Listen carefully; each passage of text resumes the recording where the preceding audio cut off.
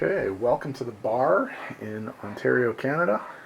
This is Sergeant Mercy, and we're about to start a brand new game of Axis and Allies Global 1940 using Sired Blood's Bloodbath rules system. Now, I don't have his custom map yet. I am planning on getting one soon, but right now I'm just using Young Grasshoppers modified Global 1940 map with a couple of changes on it. I'm going to be playing this game with two, possibly three of my friends. The third one hasn't committed yet, but we're hoping that we can get him to join. And so the first turn that we're going to see is obviously Germany 1. And Germany 1 is being played by Mr. Mister. And let's go have a look at what he's going to do first.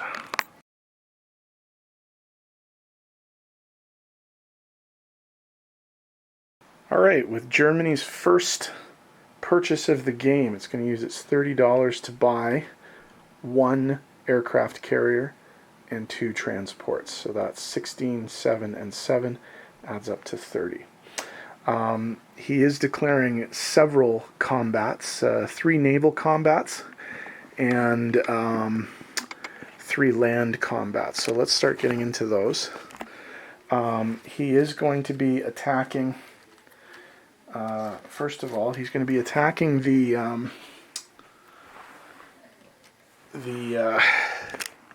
Canadian contingent in Sea Zone 106 using the German submarine from 117 into Sea Zone 111. He's coming in with the submarine from 118, the submarine from 124, the fighter from Norway, the fighter from Holland, Belgium, and 2 tactical bombers from Western Germany. He's coming into Sea Zone 110 with the 2 submarines from 103 and 108.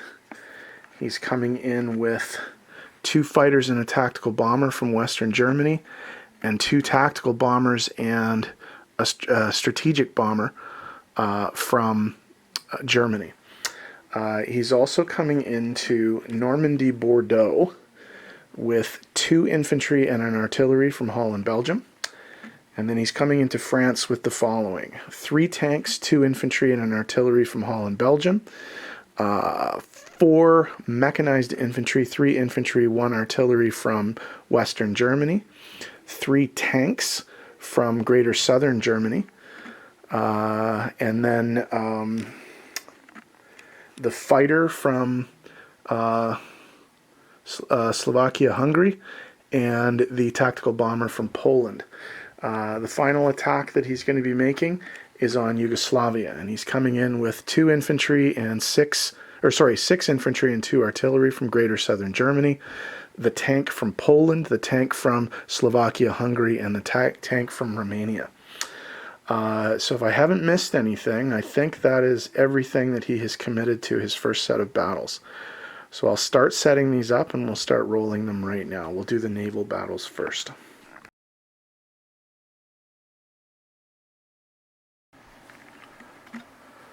This is the battle for Sea Zone 106. The German U-boat U-82 is going up against the Canadian destroyer, the HMCS Haida, and the Canadian transport ship, the HMCS Prince David.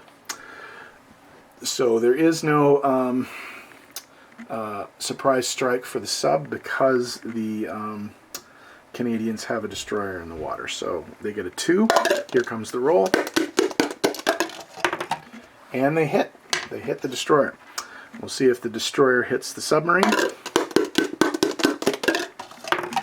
And it does not. So the destroyer is killed, and that means also that the transport is auto-killed, and Germany wins the first battle of the game. Congratulations, Germany.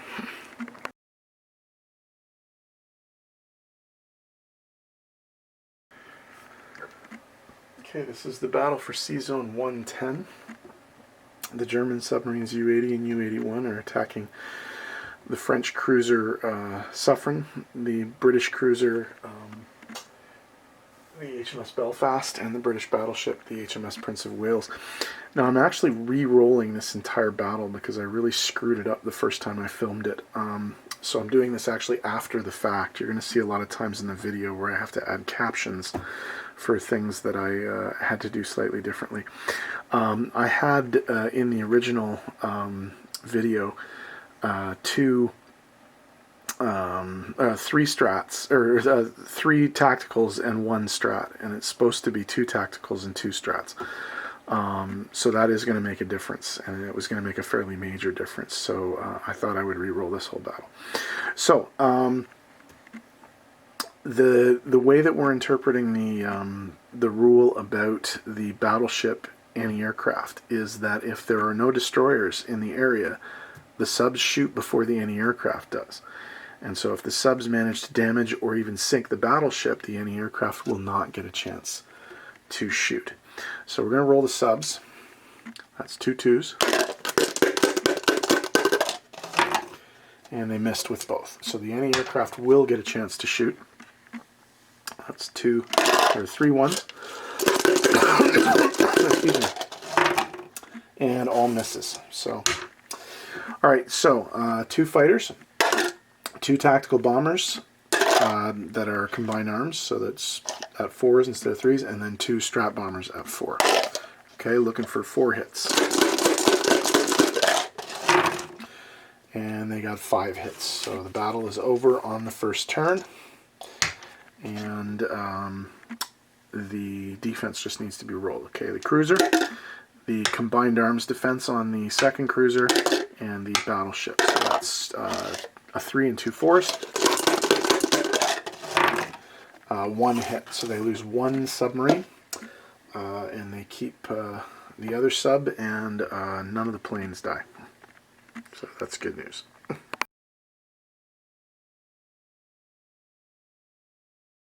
It's the battle for Sea Zone 111. The German submarines U-83 and U-84, along with 2 fighters and 2 tactical bombers, are going up against the British destroyer, the HMS Ulysses, the British cruiser, the HMS Ajax, and the British battleship, the HMS Royal Oak. Now, because there is a destroyer in the water, the submarine first strike capabilities are not a factor here, as they would have been in the last battle had they hit anything. So the Royal Oak's built-in anti-aircraft is going to go after the 4 planes, but it only has 3 shots. So 3 1s. The anti-aircraft did get a hit in the last battle, so we'll see how they do here. And they got another hit.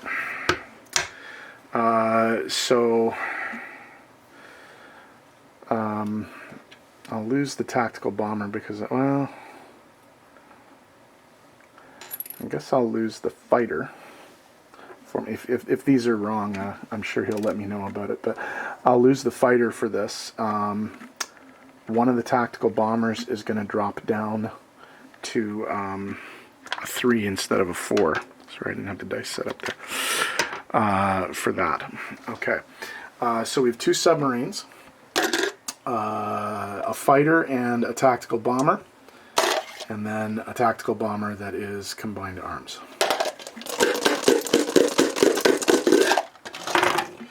And 2 hits. So I think what we'll do is we'll tip the battleship, and we'll kill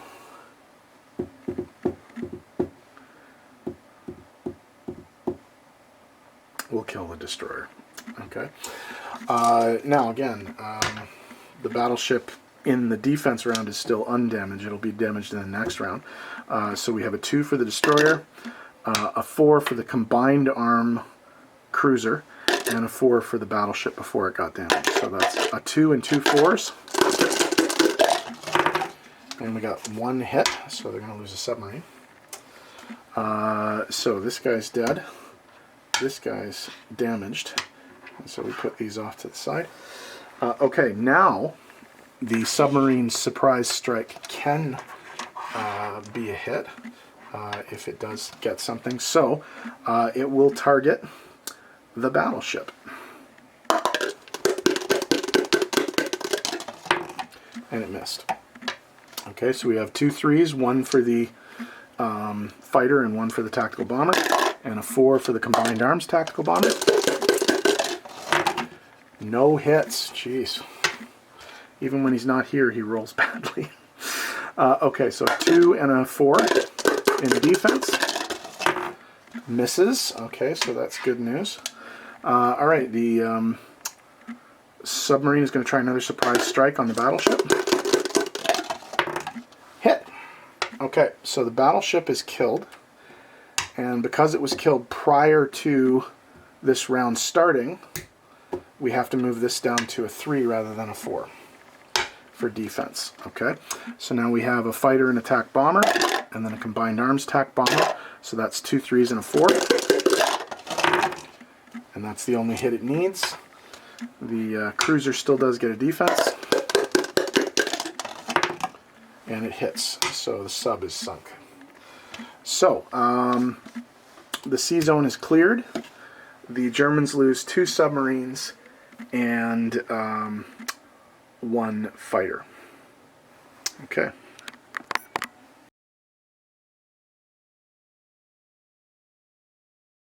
All right, the battle for Normandy Bordeaux has 2 German infantry, one of which is supported by an artillery, coming in against a French infantry and artillery. So we have a 1 for the unsupported infantry, a 2 for the supported infantry, and a 2 for the artillery. So here's the first attack. 1 hit. So the French infantry is killed, but here are the defensive rolls. 2 2s. 1 hit. So far, pretty even battle. Okay, so it's 2 2s versus a 2. Both misses. Miss. Miss, miss. Hit. So it's 2 versus a 2. This just became a 50-50 shot. Miss. Oh, jeez. Hit. Okay. So France wins the battle and defends the territory successfully against the German invasion.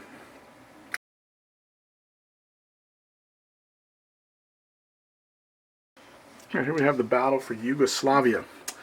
The Germans are coming in with 6 infantry, 4 of which are unsupported, 2 of which are supported by 2 artillery, and 3 tanks. The Yugoslavians are defending with 5 infantry. So we have 4 1s, 2 2s for the supported infantry, 2 2s for the artillery, and 3 3s for the tank. 2 hits. 1, 2. Okay. So 1, 2. These 2 guys are dead. There's 3 left. So the 2 guys will be off to the side here. So 5 infantry roll for defense. 1 hit.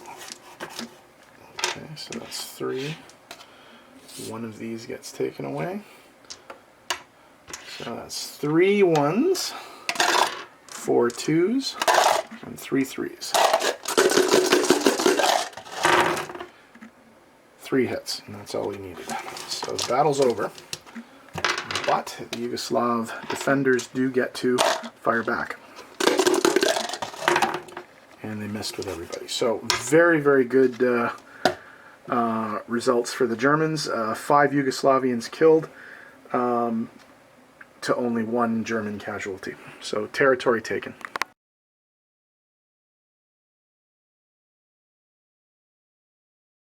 We have the battle for France. The Germans are coming in with 5 infantry, 4 mechanized infantry, 2 of which are supported by artillery, 6 tanks, 1 fighter, and 1 tactical bomber. Oh, I've got these backwards, the dice. Okay, the French are defending along with their British counterparts. There's a British infantry or artillery and tank in the zone. They do have an anti-aircraft, which is going to get a shot at both of those planes. They have 6 French infantry, 1 French artillery, 1 British artillery, 1 French tank, 1 British tank, and 1 French fighter. So the French are going to get an anti-aircraft shot. The naval anti-aircraft shots went fairly well. The Germans lost 2 planes against the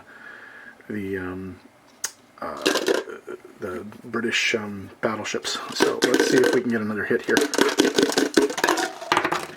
We don't. Okay, so no harm, no foul there. Okay, so 5 1s for the infantry, 2 1s for the unsupported mechanized infantry, 2 2s for the supported mechanized infantry, 2 2s for the artillery, 6 3s for the tanks, 1 3 for the fighter, 1 4 for the tactical bomber. That looks like a pretty good roll. That's 2, 4, 6, 7, 8, 9. 2, 4, 9 hits. So that's the anti-aircraft, all 6 of the infantry. So that's 6, 7, and both of the artillery pieces are killed.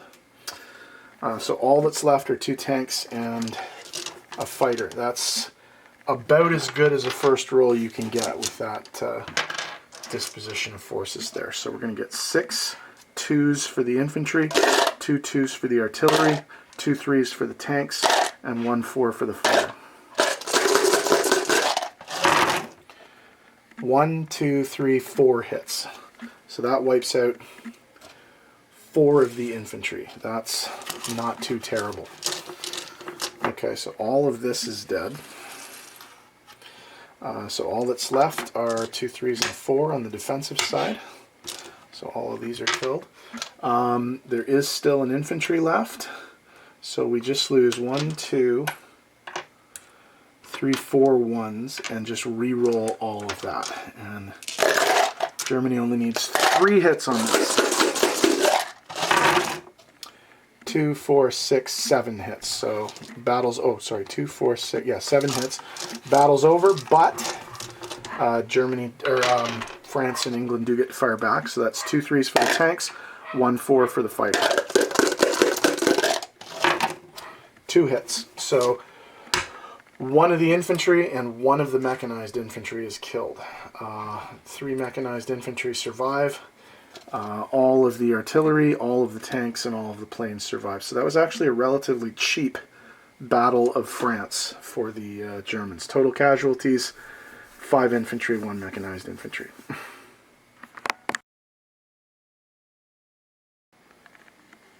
Alright, this is Germany's non-combat.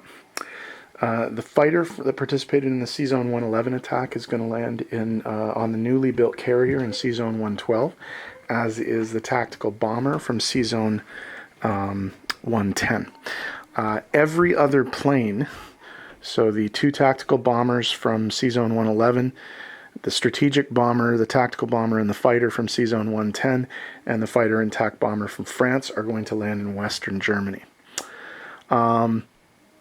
All of the Navy, the cruiser and the transport in 114 and the battleship in 113 are going to end up in 112.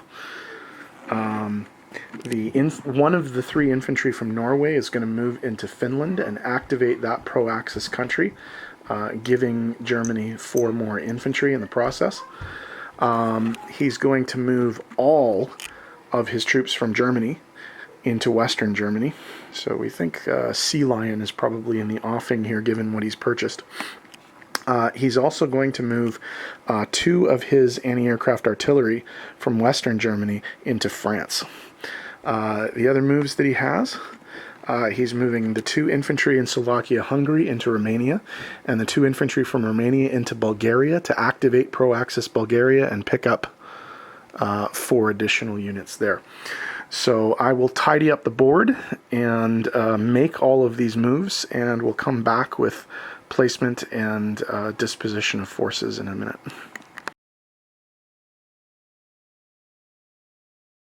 Okay, first thing that we'll do is the placement of the new units that the Germans have purchased. They bought an aircraft carrier, so the 2 planes that were in C-Zone 112 are going to land on that carrier. And then the 2 new transport ships that they purchased are also going to be in that C-Zone. So the budding German Navy is in C-Zone 112 right now. Okay, in terms of income adjustments, the Germans are going to pick up 2 IPCs for Finland, which is now no longer pro-Axis. It is German. They're going to pick up 2 IPCs for Yugoslavia, which is no longer pro-Allied. And they're going to pick up 1 IPC for Bulgaria, which is now no longer pro-Axis. They're also going to pick up 4 IPCs from France. So 2 for Finland, 2 for Yugoslavia, 1 for Bulgaria is 5 from neutral countries and 4 from the Allies. So if we look at the income chart, the Germans are going to go up 1, 2, 3, 4, 5 for their neutral countries, and then 1, 2, 3, 4 for taking France. So they're up to 39. France, although it's not going to be collecting any income, is going to go from 19 to 15 in terms of the tracker.